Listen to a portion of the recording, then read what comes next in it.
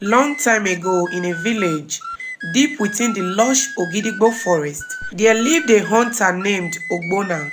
Ogbonna was known throughout the village and beyond for his unmatched skills in tracking and hunting animals.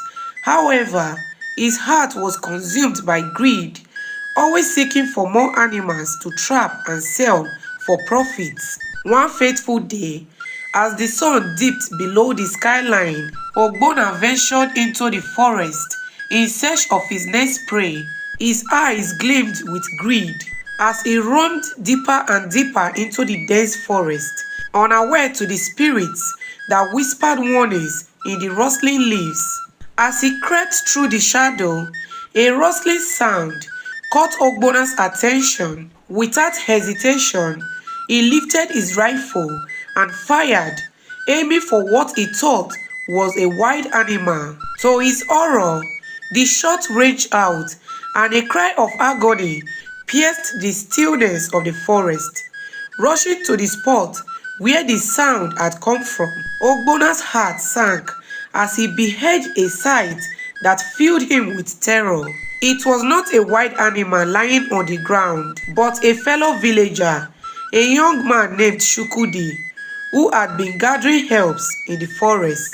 Overwhelmed with fear and guilt, Ogbonna's first instinct was to flee and hide the truth from the villagers. He dragged Shukudi's lifeless body deeper into the deeper part of the forest and buried him beneath fallen leaves and branches, hoping to erase all evidence of his unforgivable mistake.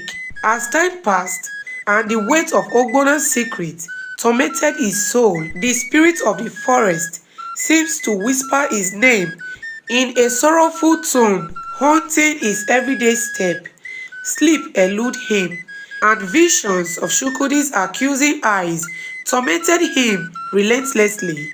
As days turned into nights, a series of strange occurrences began to unfold in the village. Livestock fell ill, and dead crops. A dark cloud of unease settled over the once beautiful community. The villagers whispered of omens and curses, sensing that the balance of nature had been disrupted by an unseen force. One moonlight night, as the villagers gathered around a crackling bonfire to seek guidance from the elders, a shrilling wail pierced the air.